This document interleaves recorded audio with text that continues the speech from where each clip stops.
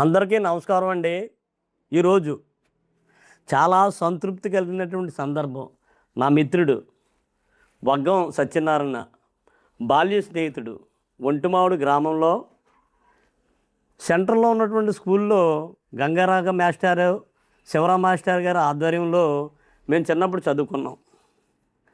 5th class అయిపోయిన తర్వాత మనోడు చదువు మానేశాడు, నేను చదువుకోవడానికి వెళ్ళిపోయాను. అయితే మా ఇద్దరికి కనెక్టింగ్ లింక్ ఏంటంటే, నేను ప్రకృతి మీద, పక్షుల మీద చాలా అధ్యయనం చేసి చాలా రీసెర్చ్ పేపర్ రాసిన సంగతి మీ అందరికీ తెలుసు.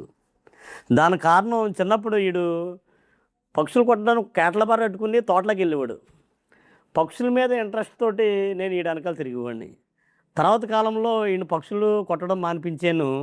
తర్వాత ప్రకృతి మీద, పక్షుల మీద ప్రేమ ఏర్పడడానికని మావోడు. అయితే ఒకరోజు వీళ్ళ అబ్బాయి కూడా మా అబ్బాయి ఫ్రెండ్, ఒకే ఊళ్ళో ఉన్నప్పటికీ కూడా మేము చూసుకునేవాళ్ళం కానీ మాట్లాడుకునేవాళ్ళం కాదు. ఒకరోజు వీళ్ళు మిస్సెస్ వచ్చి, మా ఆయన గారికి కాలు షుగర్ పుండు వచ్చేసి తగ్గట్లేదండి, అసలు కాకినాడలో ఎక్కడ తిప్పినా సరే తగ్గలేని పరిస్థితిలో ఉందని చెప్పారు. అయితే తీసారా అమ్మ, పేషెంట్ లాగా ఎవరో అనుకున్నాను. మరి మనవాడు తెలుసు కానీ వాళ్ళ మిస్సెస్ తెలియదు కదా. ఒకరోజు మనవాడిని నడవలేని పరిస్థితుల్లో తీసుకొచ్చారు. ఇక్కడ నేను స్క్రీన్లో చూపిస్తాను గాయం ఎలా ఉందనేది. ఆ గాయం అనేది బొట్టనవేలుకి స్పర్శ లేదు. అది కాటన్ దేనితోటన్నా సరే మనం ఒక బ్లేడ్తో కోసినా సరే స్పర్శ లేదు. లోపల రక్తనాళాలు, అదేవిధంగా నాడీ వ్యవస్థ రెండూ పాడైపోయింది. వేలు తీయడం కాదు, పాదం కాలు తీసే పరిస్థితికి వచ్చింది.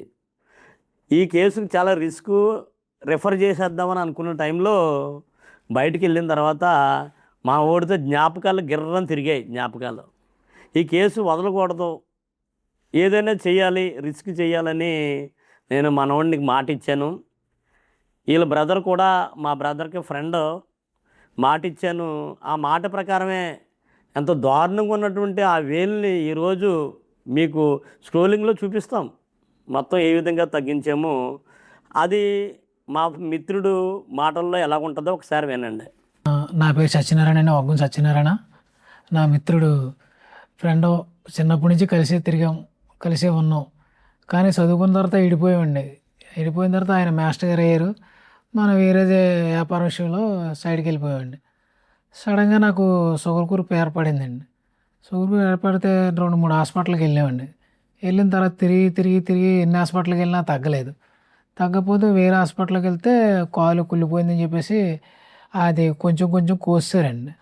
అది బాగా విపరీతంగా రక్తం గట్ట కారిపోయి మోపైపోయి కాలు నడవలేని స్థితికి వచ్చేసానండి. తర్వాత నా ఫ్రెండ్ సడన్గా మా అబ్బాయి చెప్పాడండి, నాన్నగారు ఆయన మీ మిత్రుడే కదా, వెళ్ళి ఒకసారి కలసండి, ఫస్ట్ నుంచి వైద్యం చేస్తున్నారు ఆయన, నాన్నగారితో పాటు ఒకసారి సంప్రదించండి అని చెప్పాడండి. సడన్గా అప్పుడు ఆయన దగ్గరికి వచ్చామండి. వచ్చిన తర్వాత చూసిన తర్వాత కాలు విపరీతంగా బాగా డ్యామేజ్ అయిపోయిందండి. డ్యామేజ్ అయిపోతే ఆయన ఏమన్నారంటే, సత్యనారాయణ నీకు బాగు చేస్తాను, నేను నీ కాలు ఏమి డ్యామేజ్ లేకుండా నీకు నడిపిస్తాను అని చెప్పేసి ఆయన ఫస్ట్ నుంచి వైద్యం చేసుకుంటూ వస్తున్నారండి. ఈ రోజు నా కాలు పూర్తిగా నయమైందండి. అదండి. అయితే ఇక్కడ చెప్పిన సందర్భం ఏంటంటే, ఎవరికైనా సరే లోకల్గా ఉన్నది లేదా ఇంట్లో ఉన్నటువంటి కూర కంటే పక్కింటి కూర పుల్లనని అంటారు. అవునండి. ఎందువల్లంటే పక్కింటి మీద దూరంగా ఉంటేనే మంచి వైద్యం అనుకుంటారు.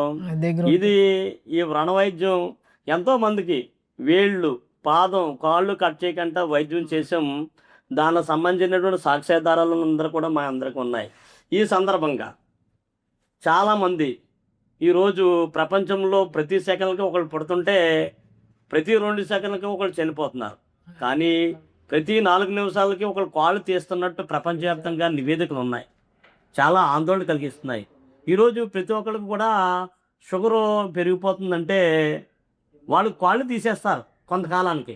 అందువల్ల ప్రతి ఒక్కళ్ళు కూడా మీకు ఇటువంటి షుగర్ పుండు ఉన్నట్లయితే మమ్మల్ని సంప్రదిస్తారని, మా నెంబర్కి సంప్రదించినట్లయితే మేము దాన్ని ఖచ్చితంగా కాపాడగలమని తెలియజేస్తూ మీకు అందరికీ నమస్కారం తెలియజేస్తున్నాం.